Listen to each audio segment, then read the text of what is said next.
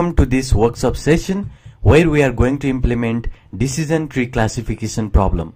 Now, firstly, I highly recommend you to check out the lectures and the tutorial session that we have covered and learn the basic math behind this decision tree classification problem.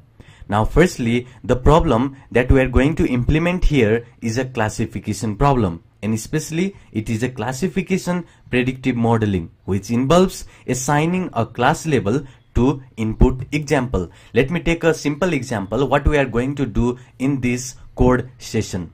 So I'll just take a quick example here. So firstly, we're going to generate a data by ourselves. We're not going to just use the data that is available online or basically download anything. We are going to make the data for our program from scratch. And after making this data, let's say we will have that is 500 number of rows. So these 500 number of rows are basically the data that will be available in this that is tabular format. And similarly, we will have that is number of features which was told is the input, which will be 4 number of features. Let's say this is first feature, this is second feature, this is third feature, and the last one is fourth feature. So similarly, you can see we will have 500 number of rows from 0 to 499. So let's imagine that we have all of these rows right here from 0 to 499. That means we have total 500 rows and we have 4 columns. So these are the features, these are the columns over here. And similarly, we will have output after those features.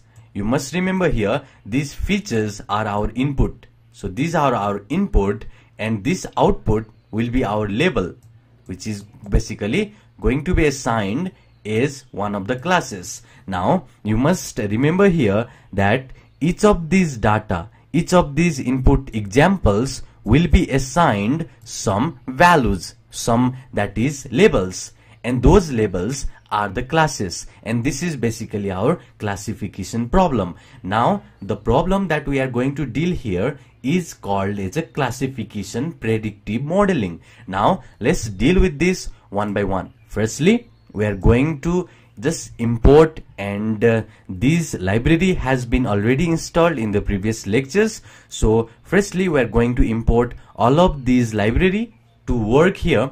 So first library is going to be NumPy. So NumPy is a package in Python that is used for scientific calculation and perform various mathematical operations. So if you want to add matrix, multiply matrix, and do numerous matrix multiplication process or different mathematical that is operations, you can use this NumPy module. Similarly, we have this pandas library imported. So panda is basically our favorite data science library that is used for data manipulation and analysis, and it also provides high performance and it is easy to use structure and data analysis tool. So basically, you must remember NumPy is for calculation, panda is to deal with the data. So basically, we will have the data that will be required for this machine learning projects. So in order to import those data, in order to manipulate, in order to export those data, we are going to use this panda module.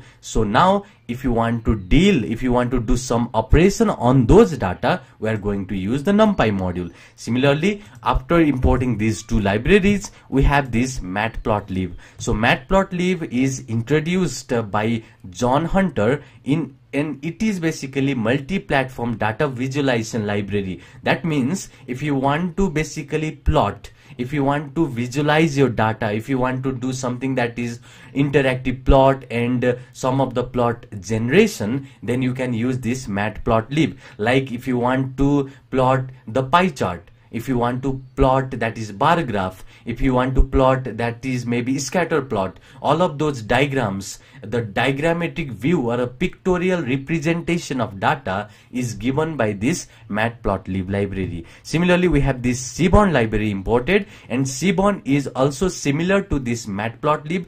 In fact, it is based on matplotlib library, but it will provide high interface for drawing attractive and informative statistical graph. So using seaborn, you will see that the graph that will be plotted using seaborn will be highly interactive. it will be used in multi-dimensional, and it will seems like highly attractive figures. So that is the reason we use here Seaborn also. Similarly, we have these two line of a code. This line of a code represents the path that we are going to use in order to render this decision tree. I have already shown this sample of a decision tree in the previous lecture. So if you want to render this decision tree, we have to specify our machine where we should render this. So this is basically the path where we will be required in order to import this graph Vij. So we are going to, that is basically use this graph Vij in order to render this decision tree. We are going to use it at the last of this lecture in order to render this decision tree. So for now, just remember these four library. First one is a NumPy to do mathematical operation. Second one is a pandas in order to deal with the datas. Third one is a matplotlib, and the Seaborn. Both of them are basically used for visualization purpose, which is basically to see the data in some format, in some representation. So these are all the library that we have. If you want the complete description, we have written here the sample, the template, or basically the description of each of these library right here. You can just reference this, that is description also. After importing all these library, next task is going to be creation of a data. Here we are going to create a data for ourselves. So we are going to basically create data from scratch. We are not going to use any data set that is provided by scikit-learn or basically provided by any online websites. We are going to create a data for us from the scratch. And in order to create the data, we have these scikit-learn.datasets, and inside this we have this make classification, that is method. Inside this make classification, we call here make classification, and it is going to give us these features and labels, where these features is our input and labels is our output. So basically this make classification is going to create us the data in this tabular format. So this is the tabular format where we have these features. So features is basically going to be, you can see here, these are our features. So this column here, which is basically our input, these all are our input, which is X. So this is going to be our features, and similarly it is also going to create us a label. Label is basically going to be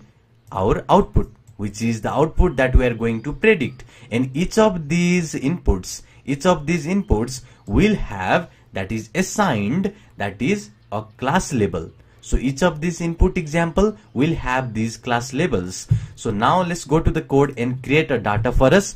Now here you can see n_samples. That means number of samples to be created is 500. So that means there will be 500 rows of data. Similarly, we have 4 given. Here 4 means the column. So 500 is a row, 4 is a column. So we have this tabular format. You can clearly see where we have these 500 that is rows and 4 columns. So this format will be created now. Next parameter here is n_informative, which means number of informative features. In machine learning, the informative corresponds to the numerical value, which means using this we are making sure that all of this data inside this tabular format, all of this data, I'll show you sample example here. The data that will be created after running those code will be all these integers. You can see all those integers value, which are the numerical field, is created by this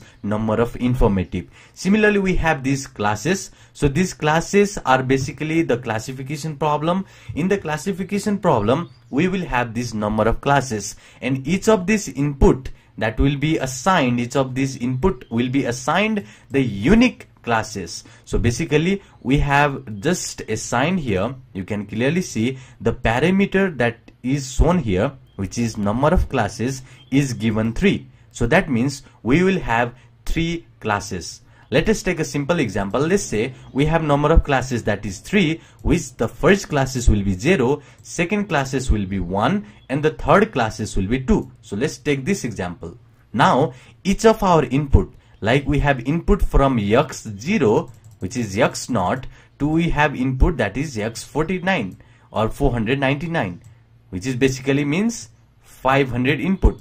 So we have 500 input and this 500 input will be basically assigned to one of these classes. X0 might go either in 0 or first or second. Similarly, X1, we have second input. It will go either on this class or this class or this class. So this problem is your classification problem. So similarly, X499. So that means this 500 input samples will be also going either on this X, that is first class, 0 class, or 1 class or 2 class. So each of these input examples will be assigned to either of these classes. So this means we have here classification problem. If you have any confusion regarding classification problem, we have covered a whole lectures on a classification problem. I highly suggest you go check out that lecture first. It will be very useful and very simple for you to remember these classes. So here the number of classes is 3. So that means each of these 500 samples will be assigned to any of these classes. So similarly, we have this weight assigned here, the next parameter weight. So this weight is basically a probability. If you add all of these weight, it will come as a 1, which means the probabilistic weight for each of these number should be 1. Similarly, we have this number of redundant. Here the number of redundant is the number of redundant feature which is generated by the random linear combination of informative feature, which is right here. This random, that is informative feature, has been created. In our case it is 0, which means this features has not been used. Similarly, we have number of clusters per classes. So what I mean by this 1, the value 1 is basically, let us take example in our this board. So let's say, let us take example like, okay, we have these different values, that is different rows. We have this 0 row till 499 rows, where we will have this total from 0 to 499. That means we have 500 rows, and each of these 500 rows will be assigned to any one of the classes. So first row, let's say first row, which is X1, will go to maybe 0 class. Similarly, the next row, X2 row, will be gone on first classes. Similarly, let's say X3 will go to maybe again the 0 classes, and X4 will go maybe to second class. So we have 0, 1, 2. That means we have 3 classes. That is what we have specified here, 3. So if you want 4 classes to be assigned, then you can just specify this as a 4. We want 3 classes in our problem, so I have specified 3. So similarly, we have this X, that is 499. Each of these input row input samples will be assigned to any one of these classes. Maybe the last one will be assigned again to 0. So what I really mean by this is, each of these inputs, like this row, and each and every row from these 500 rows will be assigned to any of these classes from 0 to, that is 0, 1, 2. Because we have assigned here, we have assigned the number of classes to be 3. What if I say number of classes to be 4? Then in that case, the domain, the range of the classes will just increase here, and in our just cases here, what will happen is basically we will have the next classes also assigned here, which is 3. So each of these input will just take some values, some labels from here. So this is our classification problem. Since we have only assigned here 3, the number of classes to be 3, not 4, that means we have the range of value, range of label from, that is 0 to only 2, not 3. So that means we have these 3 number of classes, and each of these input will be labeled to one of these classes. So that means these labels, the total output here will also have, that is size, that is 500. 500 input, we will have 500 input and 500 output corresponding to that 500 output, and the output will range, the value of output will range from 0 to 2, because the number of classes that will be assigned to each of these input examples ranges from 0, 1, 2. So this is the classification problem. Now let's go here and see what this n cluster per class means. So per class here means, see here, what we have is, we have 3 classes. So for per classes, let's say I have this taken 0. So this is 0, and this is 1 cluster, and this is 2 cluster. Now you can see, we see these values. So x1 was in the 0 cluster, so we take this x1 in the 0. Similarly, let's see which of the remaining, that is input samples, was 0. So x3 was given as a 0, so x3 is also associated with this 0, and x499 is also 0. I have just not shown all of these examples. Let's imagine that we have these so many examples, and each of these will be assigned either to these classes, either 0, 1 or 2.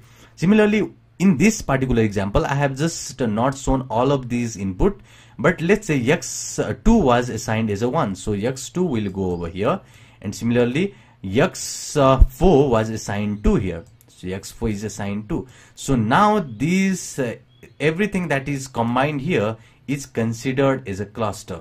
So for each of this class we will have one cluster, so that is what we have given here.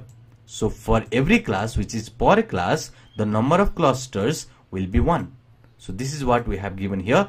And similarly, this last parameter, which is the random state here, is the important one. So the random state defines that this value should be fixed, and if you do not specify this random state in your code here, then every time you run or execute your code, a new random value is generated, and the training and testing data set would have different value each time.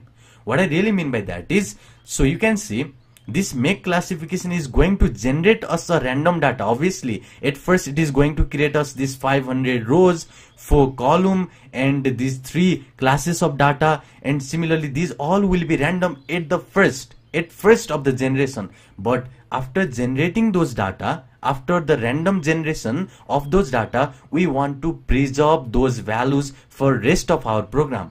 So that means to do that, we have to make this random state to be some integer, the fixed integer. If you remove this random state, that is parameter, from here, then every time you run your code, the new value, the new, that is row and columns, these values, these input integers, these values will be changed, and we don't want that. We only want to create this value that is at random at first of our code, and after the creation of these values, we want to preserve it. We don't want to make any changes to this. We want to basically create a model. We want our decision tree to take this, that is the fixed, that is these values that has been generated by this make underscore classification. So for that reason, we want to make sure that this random state should be some values. In our case, I have given 584, which means any value that is at the memory from 584 will be created. Sitting at the 544, the values, the 500 samples will be created. So that means this 584 is the memory location. You can give any memory location over here, and it is going to create us those value that is staying from this position, starting from this position basically. So this way we have created our features, which is X, and labels, which is Y. So this make classification, after calling this make classification, it is going to give us X and Y values, where X is a feature, which is input, labels is our output. Now after creation, you can see the shape. Now this shape method is going to give us the row and a column. So features here means the input. So input we have 500, and each of these inputs we will have the corresponding labels. So 500 input, we will have the 500 output. Only the output, the range of the output will be based on these number of classes. So since we have the 3 classes, that means each of these value we will have, that is corresponding value from 0 to 2. Similarly, you can see the first, that is second row, we have just given here the index of 2. That means the row start from, that is 0 index. So that means we are going to get this row. So you can see we have getting this row. So this basically, this row has been fetched, and we have just printed right here. So this row has been printed. And similarly the labels, so labels is output, and label will be basically going to range, its value is going to range from 0, 1, 2, because we have assigned each of these clusters to be that is the number of classes will be 3. So each of these input samples, that is 500 input samples, we will have corresponding class label, and the class label will range from 0, 1, 2. So that means this second, you can see this particular input example. This particular input example belongs to second cluster. You can also just check for that is third, and you can see it may just range, it may be assigned to next, that is cluster. Similarly, you can check for all of these input examples, and you will see each of this input we will have the corresponding labels, corresponding output to it, and the corresponding output we will have either this data will be assigned to any one cluster or two cluster and so on. So similarly, you can see now after creation of data, what happens is we are not going to get any column name here. You are not going to get any column. That is make classification is going to only return us the data in the tabular format, where you will see that we will have something that is this will be our feature, and next this will be our label. So make classification is going to return something like this, where we will have from 0 to 499, that will be our rows, number of rows, and 4 columns, because we have specified here the number of features to be, you can see the number of features here to be 4. So that means we will have 4 columns, and each of these row is right here. So each of these row we will have the labels. So labels will have value, that is y0 to y499, and each of these values, the output labels value will range from either that is 0 or 1 or 2, and which will have only this range of value because we have particularly associated with this cluster. So this first row, that is this first input, that is x0, we will have the corresponding y0, which says that this first cluster, this particular cluster, this particular example will be associated with 0 cluster. Similarly, we will have some values here, maybe this second example, which is second x1, so this will be associated maybe with another cluster which is first cluster, and similarly we will have association of that is x0 to y0, and each of these x0 will have particular cluster over here. It can range from 0, 1, 2, and this is our number of classes. So you can just change this value and the association will just continue to range here. So similarly we will go here, and now next thing what we want to see is in our data there is no column name, like we don't have anything to specify whether which is the specification for our column. So we don't have anything that is the name, basically anything that is to specify these values. So for that reason we are going to now use something that is called as a data frame. So we are going to use the data frame and create the feature for us. So let's go over here, and firstly you can see we have created the feature name. So feature 0, feature 1, feature 3 and feature 4. So you can see this is a feature 1, feature 2, feature 3 and feature 4. So this is basically the header for our that is created data sets. So initially after calling the make classification, we will have nothing as a header to these columns. We don't have anything. The creation of data is basically random and it is not going to have anything that is a header here. Maybe we want the header is, maybe we want this column to be referenced from name, maybe next column be referenced from something like maybe that is location and so on. So if you want that, then what we are going to do is we are going to create the data frame. Here I have used feature 0, feature 2, feature 3 and feature 4. If you want to use it as a age and maybe as a location and so on, that way you can just change it. But all of these values are integers, so it doesn't really make sense to give some name to it. So I'm just randomly giving it as a feature 0, feature 1, feature 2, feature 3 and feature 4. Similarly, now you can see features name. So now what we are going to do is we are going to take all of these features name and assign it to the columns. So it is done using this panda data frame. So this data frame is going to assign us these values, all of these values will be assigned to this data frame. So now let's see what is going to happen. After just doing this line of code, you'll see that this header has been associated now with this data. So first column here is feature 1, second column here is feature 2, feature 3. So basically doing this, what happens is we are going to give us the header for our data. Similarly, we are going to give the header for our, that is, labels, or for our output. So we are going to give it name as outcome. If you want to give it a name as output, then you can do it. But I am going to give it as a name outcome. So we will have the name as an outcome here, and this is a label name. So I just give the label name. Now in order to assign this label name to our output, we first get the data frame. So this is from the Panda. So this data frame is going to be used in order to basically just assign or align in a tabular structure of a row and a column. So basically this panda.data frame is a two-dimensional data structure where data is aligned in a tabular structure of a row and a column. So in this data frame, what we have done is this labels the data that was unnamed before. So if I show you example, this data here, so this doesn't have any header name.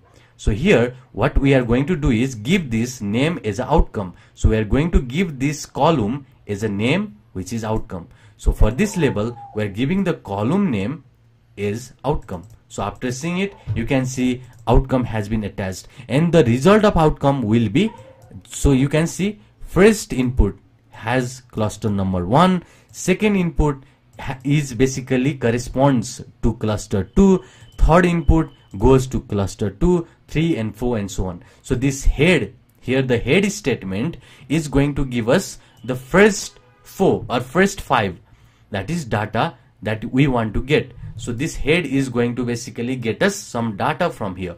If you want maybe first 100 data, then you can use this 100, and if you want maybe that is the lower data, then you can use this tail.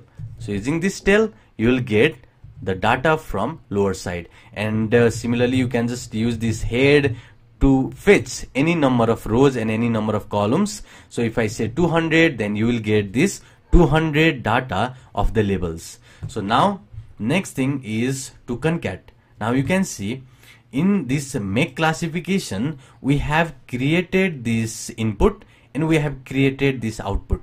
Now we have to join this input and output to create a complete data sets. So for that reason, we use this concat, where we just basically concat these features, which is our basically input, labels, which is our output. Axis 1 means we are going to concat it through columns. So if you say here x is equal 0, then the concatenation begins in a row, but we don't want that. We want a column to be joined. So we have a specified axis to be 1, join is inner join, and sorted is false. We don't want any sorting property. Then after joining that, we get this complete data.